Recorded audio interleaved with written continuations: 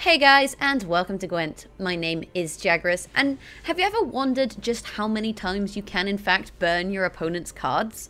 Well, my official answer for that is 8, as I present to you guys the Burninator deck here. I've called it Trogdor, but this is the Burninator deck. We're burninating all the opponent's cards. So the gist of this deck, this is a silly deck. It's kind of fun to play. It's when I play in casuals when I'm fancying like a bit of a fun deck. The gist of this deck is you just want to annoy your opponent by just burning as much stuff as you possibly can.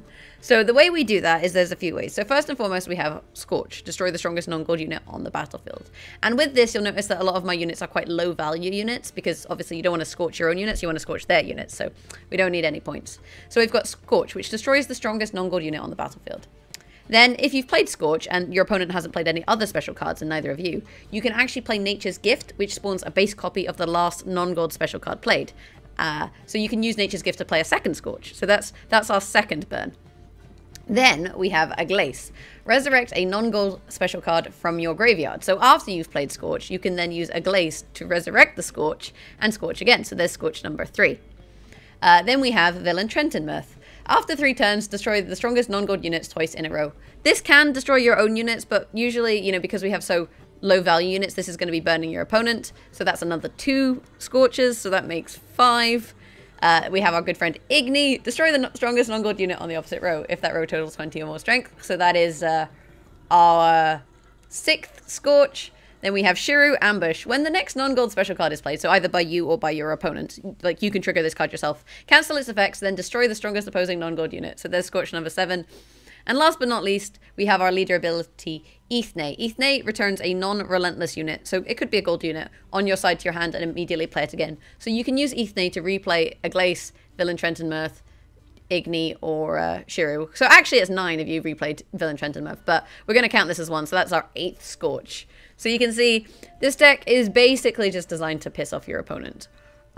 Then on top of that, we have the standard Scoia'tael strategy of, you know, a buffed ambush card. So we have a Teruvial and we have a Blathana Marksman. This is not an ambush card, but you know, she can be played in any row, so she's a good target if you wanna buff a card and you don't happen to have Teruvial. So we have our Three-Head Dragoons, add 4 strength to a non-gold unit in your hand. We've got 3 of those. We've also got our 3 Elven Mercs, which we can use to find special cards, for example, either to try and find Scorch or to try and trigger Shiru. That works. So we've got our 3 Elven Mercs. Play a random non-gold special card from your deck. And then in terms of the special cards, you can see we've got a whole bunch.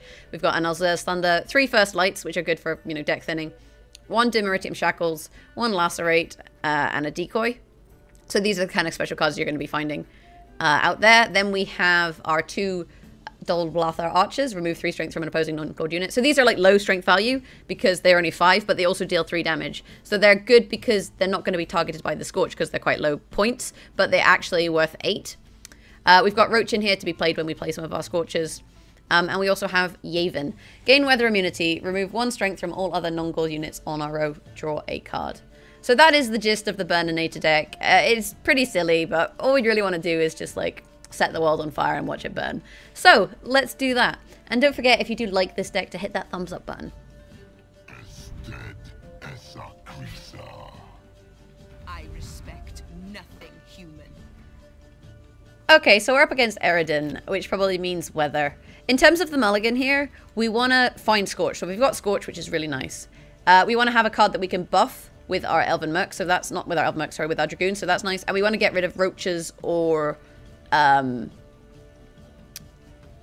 Blather Archers. So this is actually a fairly good starting hand. But what we can do is we can mulligan the Alzur's Thunder and try and find some more, you know, burning, basically. We got Dimeritium Shackles instead. That's not so bad. Scoia'tael faction ability, we're going to let our opponent go first. Well, actually, no, we're going to ignore it, sorry. Because here there's a chance for our opponent to go first. We may as well take the coin flip and hope that we go second. Because that gives us the advantage. Now, this thing here is Gwent Tracker. There'll be a link in the description below to where you can download it. But it's an add-on that basically helps you in this game. Because what it does is it shows you what's left in your deck. So when I play my Elven Mercenaries, I'm going to know what's left in my deck. So I'm going to know, you know, what special cards I'm likely to play. So I really like to use it, especially when I'm playing Scoia'tael. So there are Crones. And actually, because he's played Crones, this is actually a really good round to run Villain Trentonmirth. So we'll pop him out. And that, you can see, pulls Roach. So that's good. And then in 3 turns' time, you know, it's gonna start burning these cards.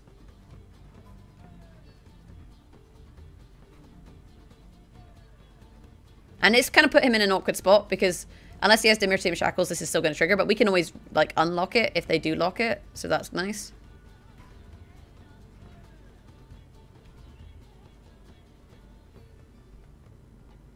The problem is if he passes here, we don't have a lot that we want to play. And instead he's chosen to shoot me. And that's a really strange decision. So what we are liable to draw, we've got Nature's Gift in here, Alza's Thunder and First Light. It's maybe not smart to go with the Elven Merc, but I don't want to decoy the Dragoon at the moment because, you know, that's a risk too. We could Scorch on the hope that the Nature's Gift comes out, to be honest, and that's actually not a bad play, to be fair. So I think we just Scorch, you know. It's already removing his 8, and then what it means is that Villain Trent and Mirth will kill all of his cards. And it also means that if we start playing Elven Mercs and we find Nature's Gift, that's going to be okay, because we're going to get a Scorch from it. Because otherwise, you know, if we pull it and no special cards have been played, life is going to be a bit awkward. Though he did play Manticore Venom, so we could have actually taken the risk, and then we would have Manticore Venomed him. So it probably would have been fine not to play the Scorch there. Like, it's just kind of up to you when you want to do these things. And there's the pass. So we need to play one more card here. And I'm just thinking what is smart to play in such a way that I'm going to win the round. This is going to burn all of his cards. So we just kind of want to stall around. So if that's the case, what we may as well do is just, you know, shackles his Foglet. Because if the Foglet is in the graveyard, it then won't get drawn when he plays Fog. So this stalls out the round, which triggers Villain Trent and Mirth. He burns all of his cards. And we win the round with 5 points. And that's our 3rd burn. So we've got 3 burns in so far. We've got to have, like, a burn counter, you know, so we know just how many of our opponent's cards we have, in fact, burned away to nothing. And, yeah, I'm happy with this. I'm happy with this. We still have the First Light in hand, should we need it. We've drawn an Archer and a Glace. So a Glace we can target draw Scorch, should we need it. And we just won a round, so now this is where we make our opponent go first. And this basically helps to counteract the fact that he's got 1 more card than us. Because we're not going first and, you know, depleting our card supply even more. And there's another Foglet. He's just drawing all of his Foglets. So I'm intrigued as to what Nature's Gift is going to play. At the moment it's going to play Shackles. Shackles, we could Shackles the Foglet and that's kind of okay. So I think what we can do though is we'll just play our Elven Merc and see what we get. We got First Light, so into a rally. And there's the Archer. And we'll kill the Foglet. I mean, killing the Foglet's not that useful because he's probably going to play Fog. And if he plays Fog, it's probably going to, you know, summon his Foglet. So you're better to lock them. Okay, so Nithral's a pain in the arse and we don't want to deal with him. So let's just play a Glacier. Lie still. Not yet recovered. And then Scorch. So there's Scorch number 4. And we burn up the Nithral. And we just don't deal with the Welton. Like, we just don't want to deal with that. And we still have Shiru that we can use to burn him as well. Or we can replay a Glace with Ithne. So we have, like, a lot of Scorch in hand at the moment. And we can more or less straight remove most of his cards. So he's got a Wild Hunt Rider in hand. I'm really surprised he rallied rather than playing his Wild Hunt Rider. I feel like that was a really strange choice. So the problem here is if we Nature's Gift, we're going to end up... Oh, we're going to end up rallying. I was going to say the problem would be we would Scorch ourselves, which we don't really want to do. As things currently stand, I think we're okay just shooting one of his Wild Hunt Riders and kind of going from there. I kind of feel bad because I get the impression that this is a relatively new player. I mean, he does have 3 Crones, so he can't be that new.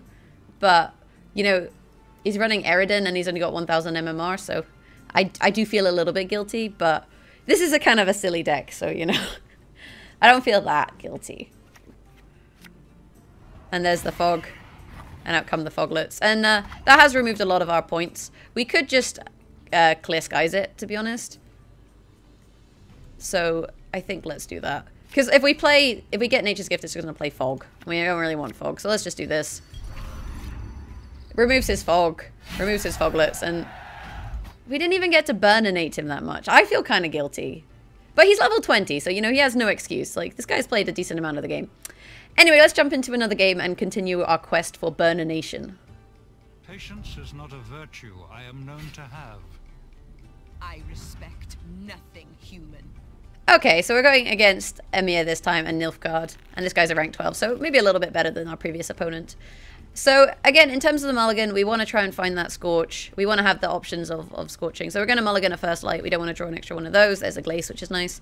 Then we'll get rid of the Archer. And if you're wondering about the order of my mulligan, you should watch my How to Mulligan video. That will kind of explain the tactics in which we're employing here. We got all 4 golden burns, but we didn't get Scorch. So this is going to be a little tricky. We can use Elven Merc to try and draw Scorch. But, you know, we also risk drawing Nature's Gift, we risk drawing Decoy, and we risk drawing these First Lights, Dimitrium Shackles, so it's going to be a little bit hard to find. And that's the kind of problem with this deck, is that you definitely do, you know, take risks in how you play it. But as it is, we're just going to go for things. I guess we lock the Spotter.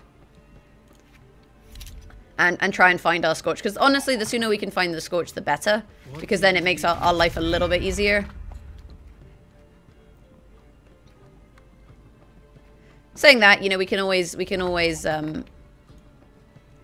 use Shiru or Villain Trenton Mirth this round, so it's not really the end of the world. Decoy. Okay, we'll decoy the Emissary. Play that on his side, because this isn't like a nice row to lacerate now. Into the Elven Merc, because we want to try and find Scorch. First Light, into the Rally.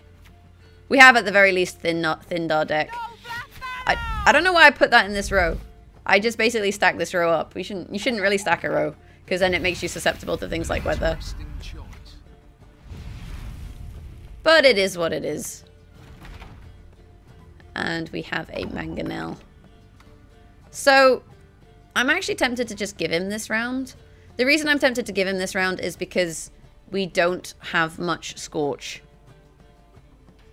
So it's kind of awkward, but we can maybe try and bait it out a little bit. So we maybe want to try and bait out some of his abilities. He's liable to play, I think, his reveal now that he has a Mangonel on the board. That's fine. We can actually just zap that. So I'm not really too worried. The question is, do we zap it now or do we zap it on the next turn? I think we zap it now. That probably pulls another card out of him because it's only 6 points different and he does want to win this round. But as it is, you know, he just played another one. Let's see. We could Shiru. But honestly, I'm fine with passing here. The only risk is that we could draw Roach. If we play Shiru, Shiru will kill the Mangonel. If we play a special card.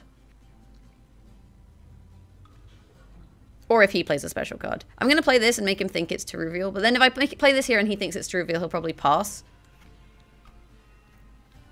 Though this is 5 points, and if we play this, it's another 6, so it is 11 points.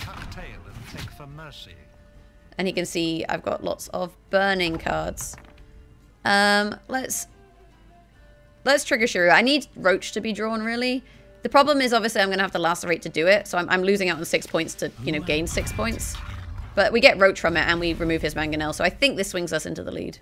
Oh, no, we're 4 points down. I stand corrected. So, what have we got special card-wise? I think we could to reveal and win this round, but then it would make the future rounds harder to win.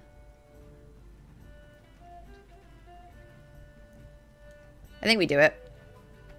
10, 11, 12, 13, 14, 15. We've got 16 points there, so we're on 42 at the moment. I warned you. Oh, he's not stacking a single row. That makes my life super awkward. I don't want a Glace, really, is the thing. Like, because if I Glace, then what happens is, you know, I don't get to Scorch. We could replay the Archer, and in doing that, we would gain 5 points, which would win us the round. So let's just do this. And I can also actually reposition her. Unfortunately, I can't reposition her, like, with Shiru, so it's like we needed to put something next to Shiru, but do that, and then shoot this. And that kind of makes our life a little bit easier. This is enough points to win the round. So we'll take it. And then we've got our 3 golden cards to try and win future rounds, basically. And his life is kind of awkward here because we have Villain Trenton Mirth, but we don't have any bronze cards. And we've really thinned our deck. So hopefully we find, you know, a Scorch here. Jesus Christ. It's just not to be, you guys. It's just not to be.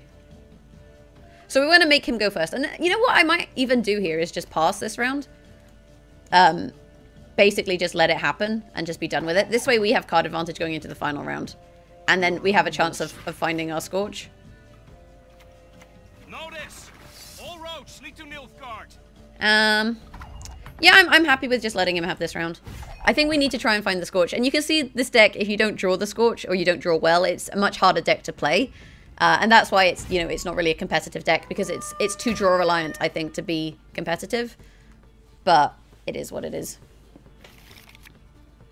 Yavin. Okay, so I can use Yavin to try and find Scorch. But if we're going to do that, we need to play our first light and rally first. Because if we rally first, then we thin our deck, basically. And that is, you know, a nice plan. So he's got Alza's double cross. And he knows I've got Bork. So... So you see the deck, it can still work even if you're not, you know, necessarily playing Scorch. Though I will say that I don't think that Reveal is really a top tier deck. But this deck is really, really fun to play. If you get, you know, all the Scorches in a row, you can basically just sit there and burn your opponent's card after card after card after card. And I think, like, you know, trying to burn that many times is just, it's just too much fun. Like, you gotta burninate sometimes, guys. And this is the deck for you if you want to do that. But if you like this video, you know, do hit that thumbs up button. And if you like the deck, again, hit the thumbs up button. If you want to change it, let me know how you would change it in the comments below. If you want to see me playing this deck live, you can find me on twitch.tv/Jaggerous. I do stream Gwent on there Monday, Wednesday, and Friday. And if you have any suggestions for other decks you want me to try out, then let me know in the comments below. Have a fantastic day. Thanks for watching, and hopefully I'll catch you guys in the next video. Bye!